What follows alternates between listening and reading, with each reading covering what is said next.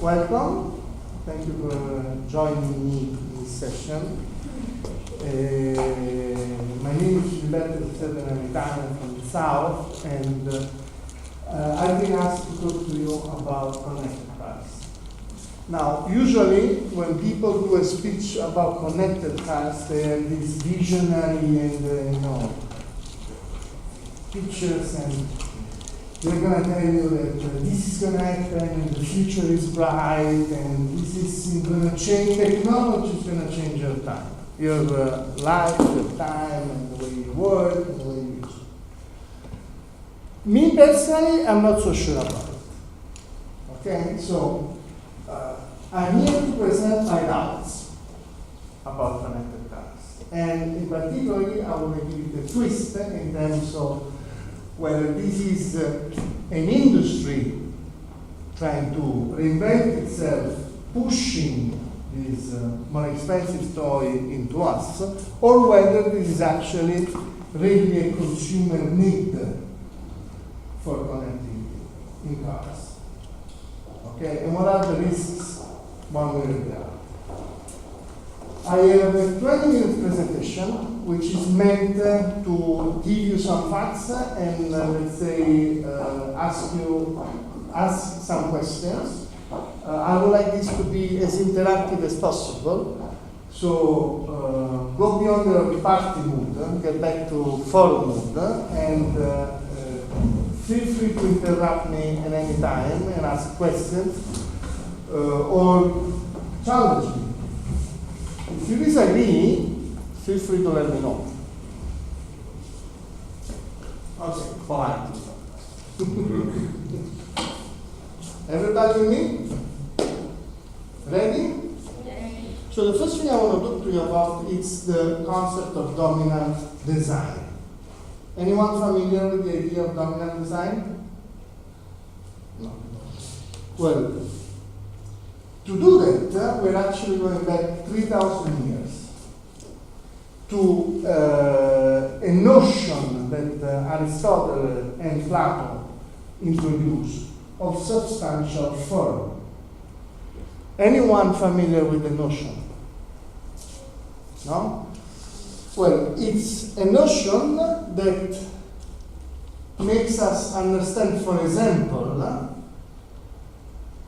and recognize what an horse is, regardless of the horse breed, size, color, length of the tail.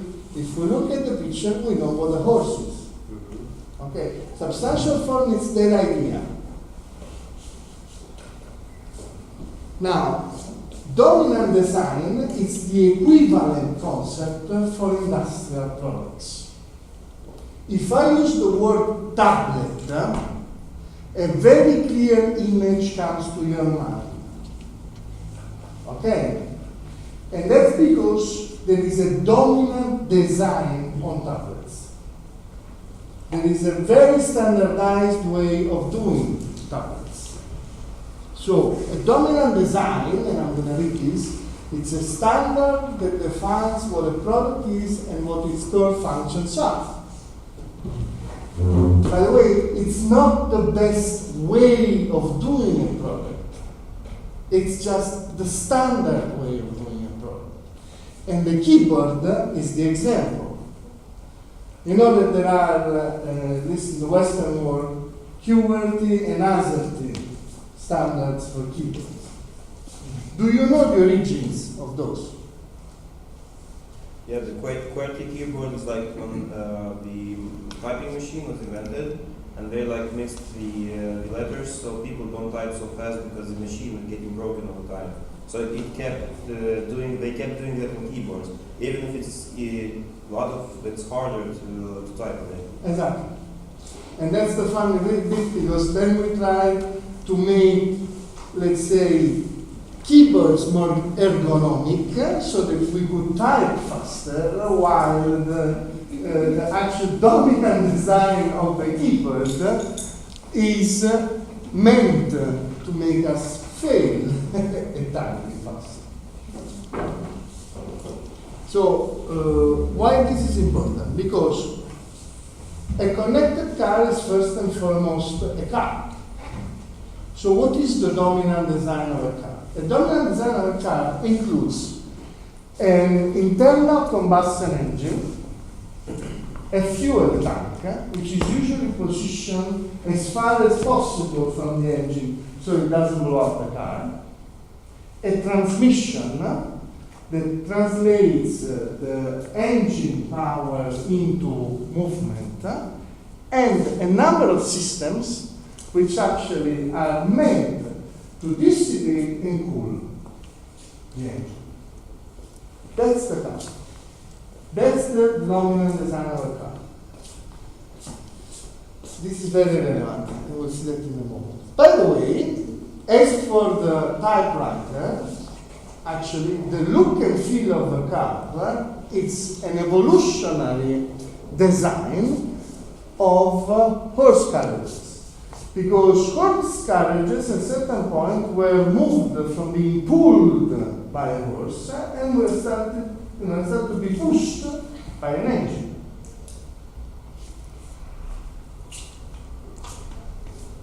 This is also very relevant because right now a car looks like what it looks like because of that. So what's a connected car? First and foremost, you should know that there is actually no accepted definition of a connected car. Okay, it's a very broad concept and it's an umbrella concept for cars who have some level of connectivity, so an internet connection to share data, collect data, maps, extended telematics, and so on and so forth. And electrical vehicles and self-driving cars, because the latter always need some sort of connectivity. So, we use this diagram with customers, and I just want to present it because what I want to show you is that there is a lot of complexity arising from the idea of a concept car. And this complexity is due to the fact that we don't agree on what a concept car is. But in general terms, it's a car, so there are core systems. Hello. These core systems are what make the car go. It's what we have today. Okay. Then you have extended infotainment system, which is beyond navigation. It's the fact that I can show movies to my kids in the car. Okay. It's the fact that I can access my music from my phone. I can use voice-activated controls to make a call or to eventually contact a virtual assistant like Alexa. Everybody familiar with what Alexa from Amazon is?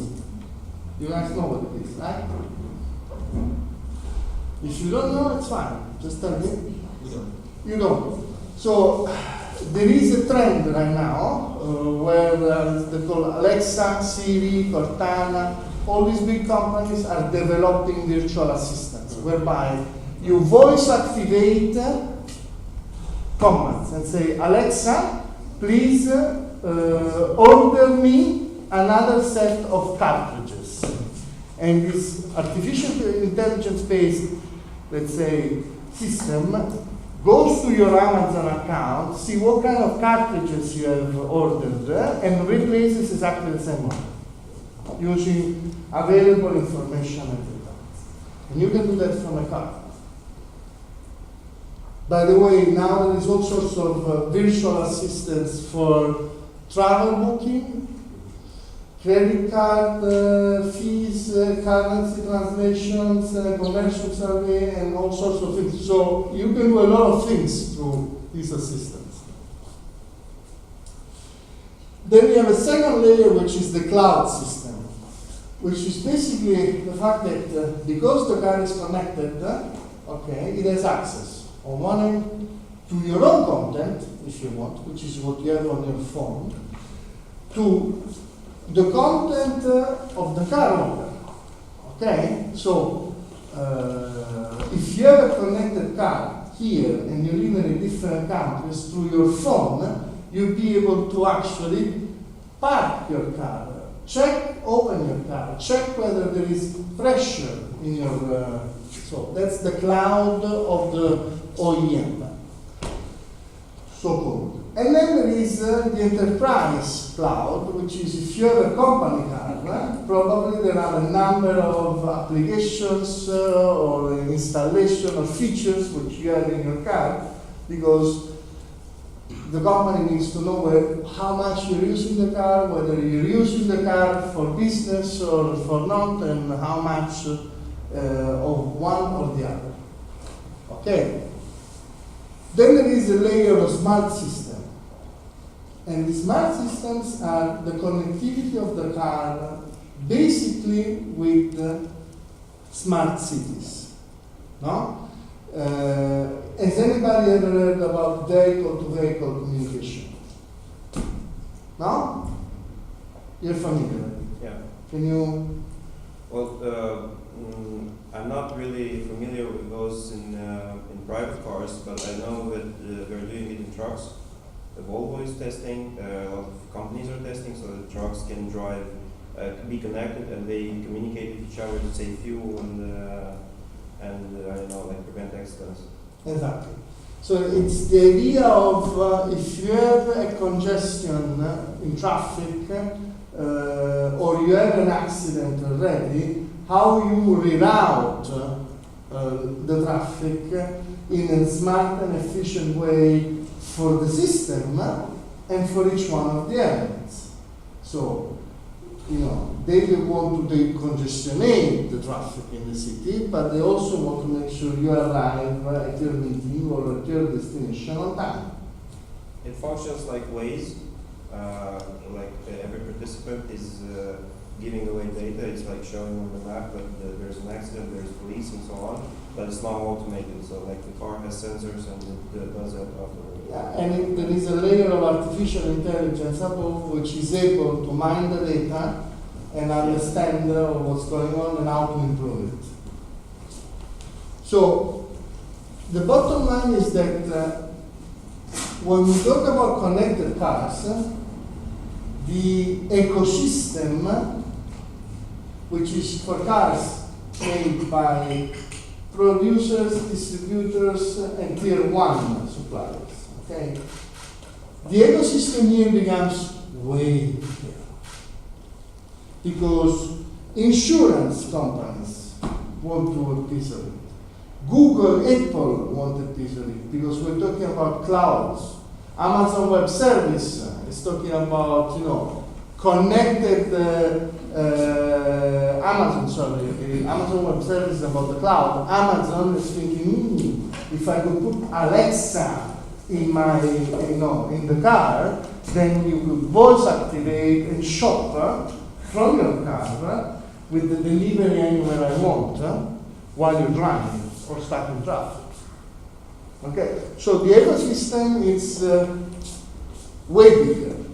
Telecom companies, for obvious reason, are interested in connected cars because most likely are the ones providing the data connectivity point to point. So this is a bit small, sorry about that, but the idea here is that who are the players? So a connected car is going to have, for example, the traditional steering wheel, okay, if we stay with the dominant design, with a dashboard. And the dashboard is going to have some sort of information. Then you're going to have a lot of mirrors in the car who could potentially be used to augmented reality. So that rather than looking at your dashboard with the navigation assistant telling you turn right, you could actually see an arrow on the screen telling you to turn right. No? Or a mirror effect in the rear mirror saying, move, move, move. Well, someone is getting really close. You are driving and this guy's in the back because you're not too fast. The Italians, we know that in the motorways, when you are on the surpassing lane, there is always someone faster than you. No? It's coming back with the lights and coming, pushing, and you're panic, what do I do? Huh? This kind of services. Then of course you have navigation, you have a lot of displays around the car, and so really the players go from traditional let's say, customers to content providers, because I could be developing, an app for a car, to connectivity, and then of course there is all the telematics, the vehicle-to-vehicle communication, there is all sorts of, let's say, data gathering and analysis. Why? Because assume that you're driving and you get stuck in the middle of in an area which you don't know. You want someone to pick you up, and you want to be able to know which one is going to fix the car with the original parts cheaper and faster. Actually, telematics can do all of that for you. And there are apps which allow you to make a choice and get in touch with these people to come and pick you up very quickly. So, it's all clear what it is, a connected car until now. What does it do from a consumer point of view? Well, it gives you a promise of better infotainment.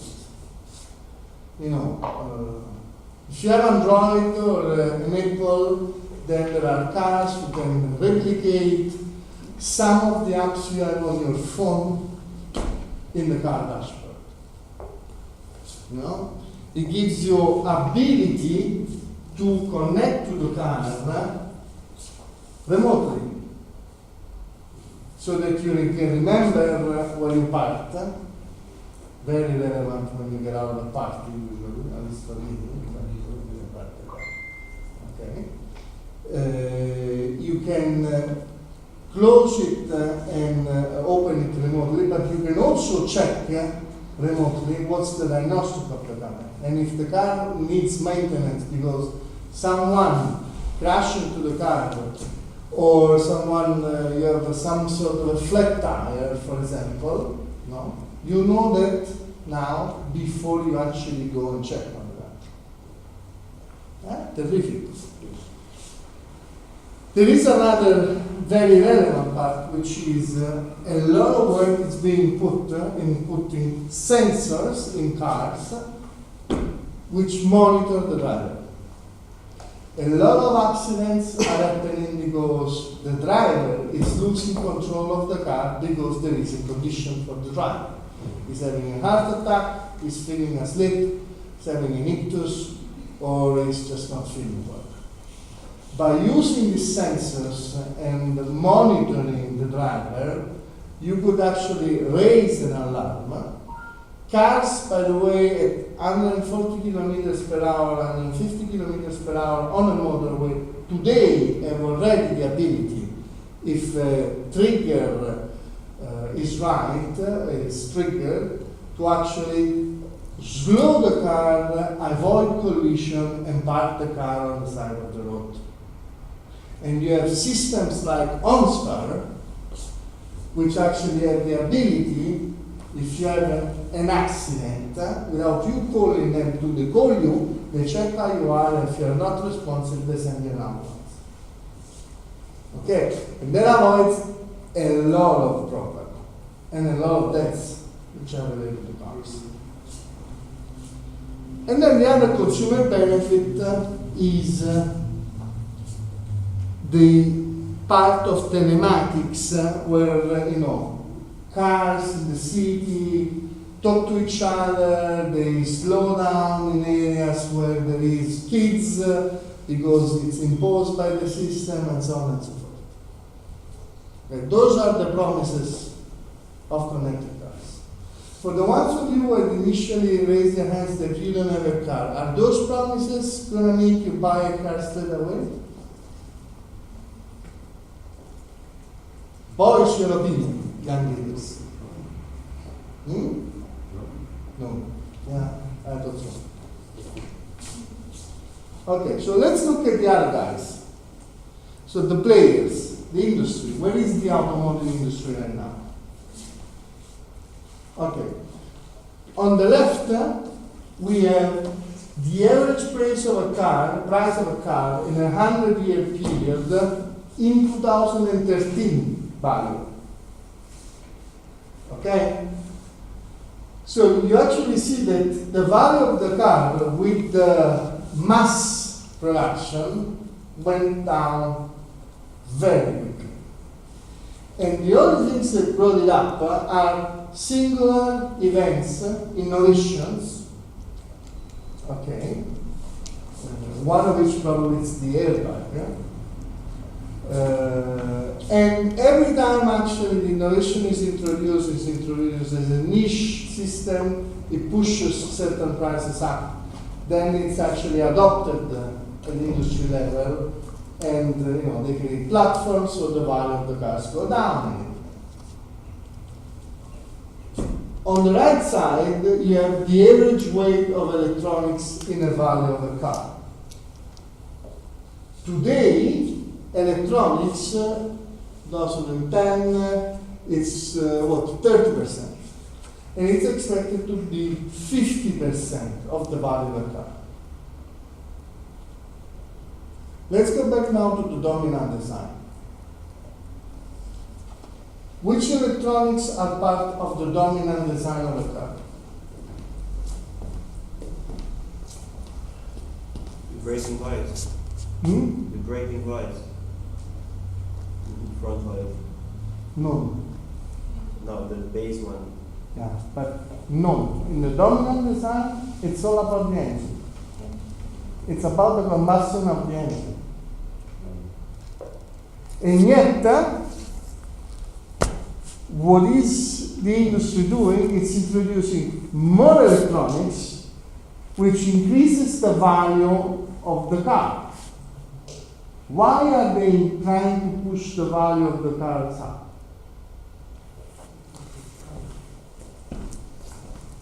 Because that impacts the price. Yeah, the profit. And why is that important? Slide on the left, US market, very mature market.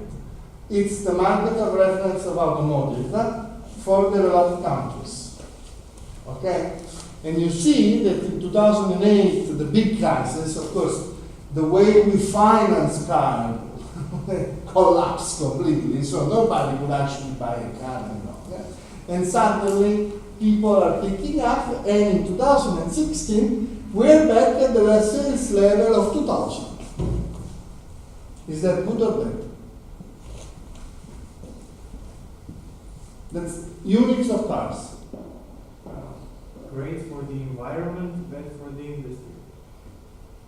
Generally. Yeah, I would say bad for the industry, not so great for the environment yet, but yes, indeed.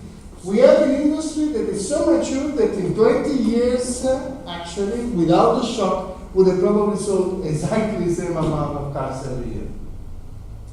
Hence, you increase prices, no? You try to push the prices up because the value of what you sell, if you can grow the number of units, you need to increase your sales value as an industry. It's not that the industry is a substance, but each company is trying to do it. Okay. So then you have a problem though. Problem is not very clear, but you have the two first charts on the right side. The two first lines are the new vehicle buyers. Okay, and the average age of buyers is going up in the US for two reasons. One, because in 20 years we have actually extended life expectancy. We have better insurance, better healthcare. So, let's say it's more likely today that a 75-year-old buys a car, a new car. And it's more likely today than it used to be 20 years ago. No? Makes sense. What's the other side of the question? That goes back to our statistics. So The average age of the population in general increases. yes, and that's the median which is there, but increases by 2%. Whereas that increase is actually in the order of 7%, 8%. You want the second source of this anomaly, so that the age goes up, the average age of the buyer goes up. It's because the younger generation doesn't want to buy cars. They don't feel like it's a necessity. Like 30 years ago, every younger American would like a Mustang, and that was like the quintessence of being an American. Now it's not like that. The car was the dream of freedom. Yeah. Okay? Consumers, younger consumers, the famous millennials, as marketers like to call them, don't need cars. They need transportation solutions. Okay? So the industry is facing volumes which are stable, which are not going to be stable for long, because if the average age of the buyers keeps going up, at a certain point are going to be declining, because yes, They're gonna die. you know, exactly, your literally your customers are dying. Okay, so that's not very good for business. Then we have, you know, of course, this is developed countries. In developing countries, the number of car sales is going up. And statistics are slightly different. But the size of the developed versus the developing doesn't justify, actually, the bet on the other.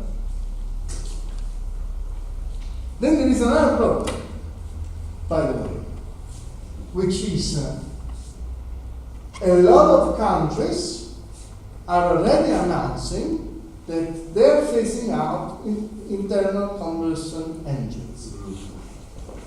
So, where it's 2030 or 2040, Germany, France, UK, Netherlands, in Europe alone are going to say 9 to you driving a car which is fueled by fuel, diesel, whatever. There is a combustion, we don't know. So, only electric cars.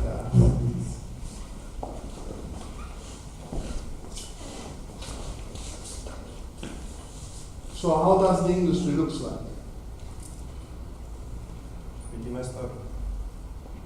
Everybody's trying to create an electrical car, all the companies. Because they have to. Because Because they have to. But and that's where it gets complicated, and that's where I get really nervous, and I don't sleep at night when the gurus come and tell you, you know, the future of the connected cars is bright. Well, first of all, we don't know what a connected car is, and the future doesn't really look that bright to me, because we have said that, you know, average age of buyers is going up. Younger consumers, who are your next big market, are actually in the need for transport solutions. They don't need to buy cars. They don't care about buying cars. So what's going on? So here's, you know, more points for our discussion, and that's where me talking and you talking, the percentage goes towards you, by the way. Is a connected car going to be built? If it's going to be built and developed on the current dominant design as an evolutionary move, which is, by the way, what car manufacturers love because they have the platforms already. Or more innovative designs are going to become the new dominant design for cars. By the way, interesting enough, this is a concept which is made by Itar Design. Itar Design is Giugiaro, okay, which is one of the biggest Italian designers of cars, with Airbus. The question is, an automotive operating system, is it going to do to car producers what MS-DOS and Windows did to computer manufacturers, which is commoditizing them, really? You see where I'm going with this? You talk about one version of software, yes, for connected cars. For example. There should be some way to connect many companies in our ways to communicate with each other. Nissan has a own automotive car, for example, Mercedes has one. There should have be some common software to connect this. Or protocol. Yes, exactly like the protocol communication. Exactly. Like in airplanes, you know. So perfect. The issue here is that, and they will say, well, we don't want to do it. You know, all the manufacturers saying that they don't want to do it because that's how you actually hack a car. By the way, currently connected cars getting hacked without an operating system, so It's a big problem. Yeah. it's a lousy argument. But what happened to big computer manufacturers? I don't know if you guys are young enough or too young to remember, but roughly 20 years ago when I started working, you know, the big computers, you had a choice of IBM, Compaq, HP, and Dell. And Commodore. Well, yeah, it was 35 years ago. It was my first 40 years ago, my first computer. Okay, but There are far more choice. There's far more choice now. Yeah, these guys don't exist any longer. They sold the business to the Chinese. Lenovo, which nobody has ever heard of, suddenly goes to buy the IBM computer business, personal computer business. You know, Compaq and HP, they merged, then they separate, and then Compaq's completely went past. Dell is not making computers any longer because it's not economical. There is a very good documentary, Silicon Cowboys. It's called about Compaq, the history of Compaq. Absolutely. And I think that what happened is that because everybody was choosing the operating system, the brand of the computer became, because by the way, they were very undifferentiated because they had a limited choice of processors, either Intel or Intel. Very limited choices of motherboard, video board, auto board, hard drives. It's like, who cares what the hard drive is? Honestly. It's like you want an hard drive, you want it by the size, and it's fast enough, whether it's made by Toshiba or made by Nissan, who cares? What happened is that they commoditized completely the industry, so these guys couldn't make any money. And they ended up selling their businesses, their personal computer, so the desktop, all that kind of stuff, it's all done now between China and Taiwan. Okay? And it's done really for the penny to the dollar. So large companies are not able to sustain even innovation in that segment. Okay?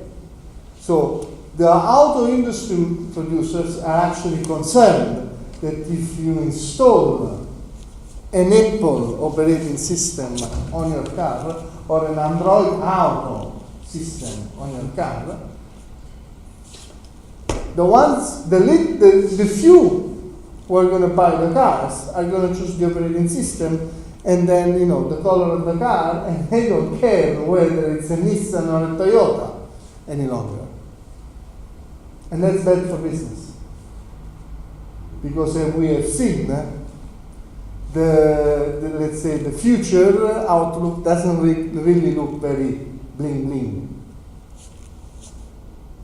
You following? Clear what the problem is? So, is this a consumer pull or a technology push? Aha, now show me the money. So what's going on? Consumer technology is both. much more developed than we think. For example, in US Army is much more than self-driving cars or drones. Yeah, but what is driving this specific industry? Is it a technology push or a consumer pull? I think it's both. People, it's a technology push, yeah. Every company tries to sell its products and monopolize the industry. That's quite natural for companies to do that. But it's a consumer pull because, frankly, myself, I'm really tired of this car industry. When I look at every car, every iteration, look at Mercedes-Benz, look at the best of the best, and even the medium range.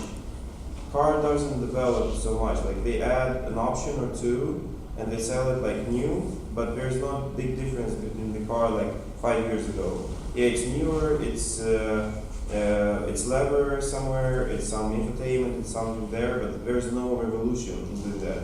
It's like we are driving a Nokia for 50 years. I want an iPhone. I want someone to create a car that I feel is like a revolution.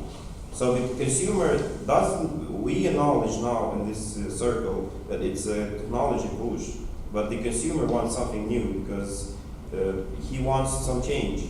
The design and the construction didn't change for a long time. Everybody knows that stagnation is bad.